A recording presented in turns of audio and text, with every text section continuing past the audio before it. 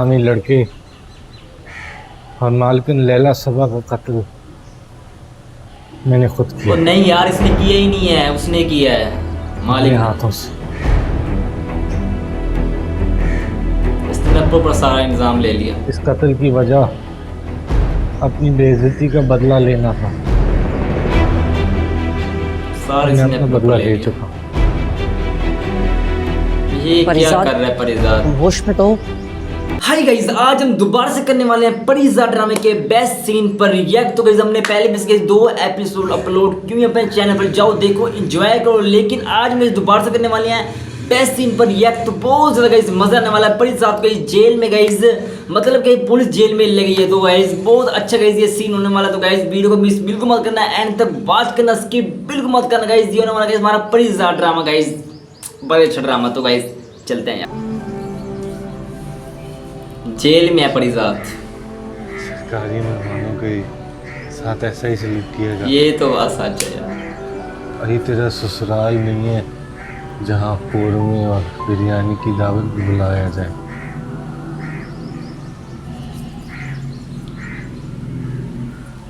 शाहजहाँ की मुमताज कैसी है? चुप कर दे। मैंने कहा था ना इन लोगों से दूर रहे, ते काम पहुंचा दिया तुझे। वो तो अपने महलों में चैन की नींद सो रहे हो, अब तू पूरी रात आराम झेलता रहा यार।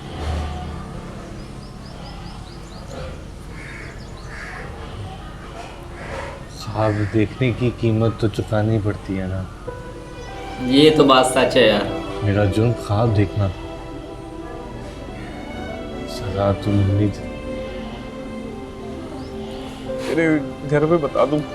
नहीं नहीं, उनको बताने की जरूरत नहीं। बेचारे कर भी क्या सकते। हाँ, हो सके तो मैं फिरोज से कुछ पैसे लेके हर महीने भेजते रहना। मतलब क्या है तेरा? तेरा यही रहने का इरादा है? छूट जाएगा ये, निकालेगा भाई। खुदा के लिए यार अपने ऊपर और जुल्म मत कर। जो सच है वो बोल क्यों नहीं देता तू? ये जीने या मरने से किसी को क्या फर्क पड़ता है यार।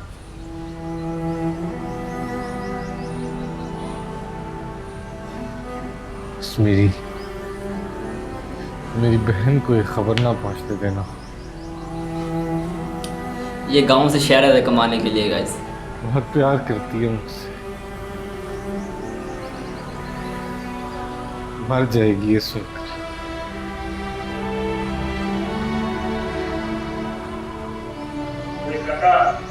आपका वक्त खत्म हो गया, चलो। तू फिक्र न कर, मैं दोबारा मिलने की कोशिश करूंगा तुझसे। आने को बहुत बहुत शुक्रिया। चलो, मेरी बातों पर गौर करना जो मैंने कहा। चलो चल शाबाश। मैं दोबारा आऊंगा परिजात। हाँ हाँ, चलो चलो शाबाश।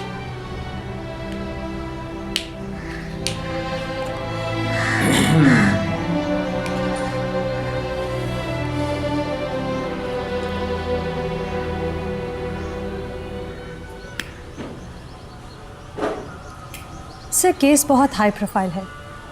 हुकूमत के बहुत अहम नुमाइंदे के बेटे का मर्डर हुआ है। हमारी ज़मानत एक्सटेंड होने के चांसेस बहुत कम हैं। वो लोग कल सुबह डेफिनेटली पूरा जोर लगाएंगे कि ये ज़मानत कैंसिल हो जाए। हाँ, ये बात बताई थी मुझे उसने। क्या नाम है उसका? जैदी साहब। जैदी ने। हम जो आपको पुलिस कभी वाली है एडवाइस उसने। नहीं करेंगे कि आप अदालत ना जाएं। आपकी गैर मौजूदगी इस केस को मज़ीद कमज़ोर कर देगी। और अगर ज़मानत में एक्सटेंशन ना मिली तो आप क्या चाहती हैं? सब लोगों के सामने तमाशा बने? इस तमाशे से बचने का एक ही तरीका है, केस में कुछ ऐसा ट्विस्ट आ जाए कि हमें ज़मानत एक्सटेंड करने का मौका मिल जाए। जब आपका वकील मुझे पे यकीन करने लगे तो मुवक्किल को समझ जाना चाहिए कि उसके लिए बंदा तैयार हो चुका है। अदालत तो जाएंगे, लेट्स सी क्या होता है।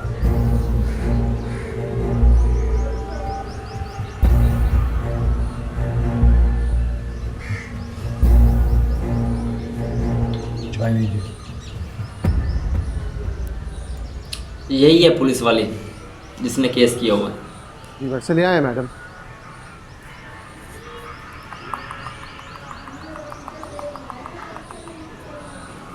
वाह परिजाद, तुम तो मेरी तवक्को से ज़्यादा सख्त जान निकले। आज 14 दिन का रिमांड ले लेंगे हम अदालत से तुम्हारा। उस रिमांड में तो मैंने बड़े बड़े सूरमाओं को टूटते हुए देखा। तुम क्या चीज़ हो? अभी भी वक्त है तुम्हारे पास, अपनी खाल और अपनी हड्डियां बचा लो। और मैडम आज तो इसके सेठ की पेशी भी है बड़ी अदालत में। सरकारी वकील के मुताबिक आज उसकी ज़मानत मनसूख हो जाएगी और फिर वो भी हमारा मेहमान होगा यहीं पे। सुन रहे हो तुम परिजाद, आखिरी मौका है तुम्हारे लिए, दे दो गवाही, सुल्तानी गवाह बन जाओ, बचा लो अपनी जान। तुम नहीं देगा मुझे लग रहा है। मैडम, एडवोकेट नासिर जैदी साहब तशरीफ लाए। भिजवाओ उनको अंदर। Okay madam.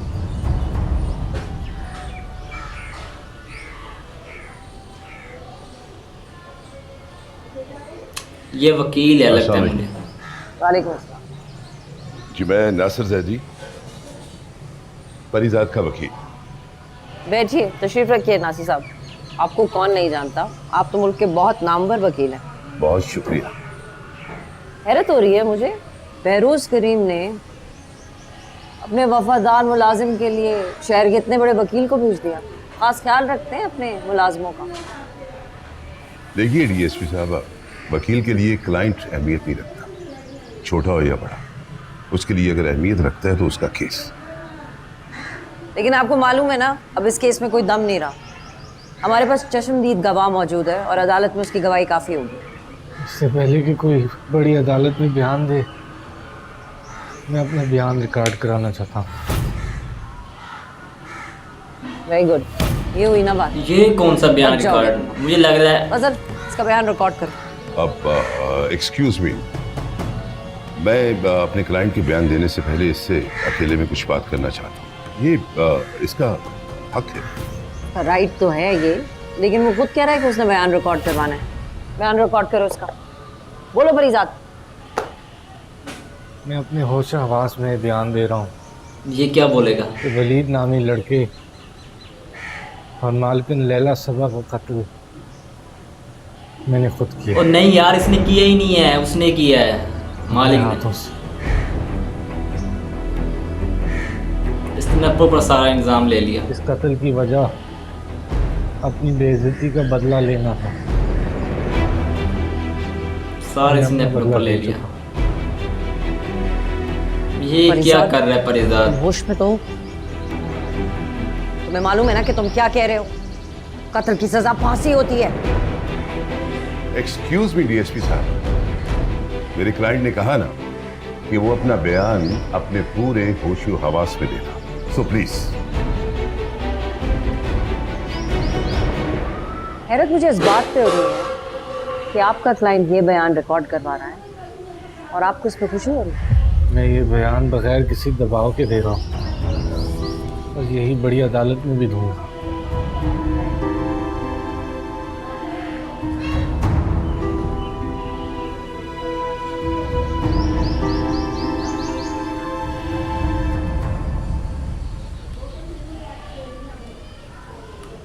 अभी मैं केस हारा तो नहीं हूं ऑफिसर, सिर्फ एक बयान ही तो दिया है मेरे क्लाइंट ने।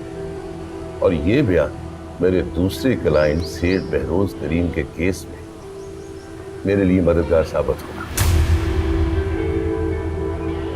चलता हूं। परिजाद ने अपने आप को तो फंसा ही लिया, लेकिन यहाँ से बच जाएगा, लेकिन कैसे बचेगा वो नहीं पता।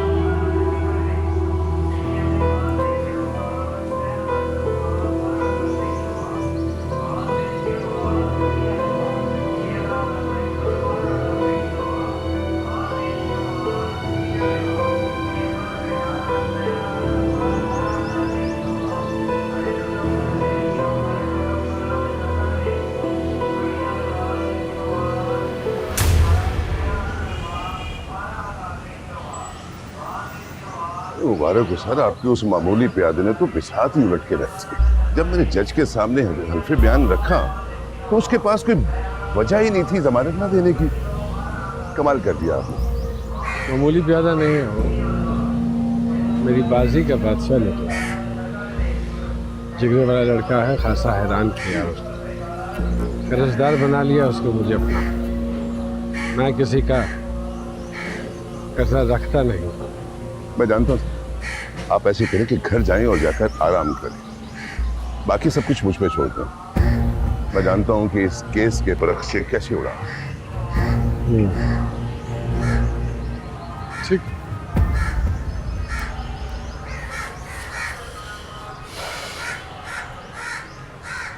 मैडम, लैला साहबा का केस तो क्लोज हो गया है, लेकिन मुझे समझ नहीं आ रही कि इस पर हमें खुश होना चाहिए या कंफ्यूज।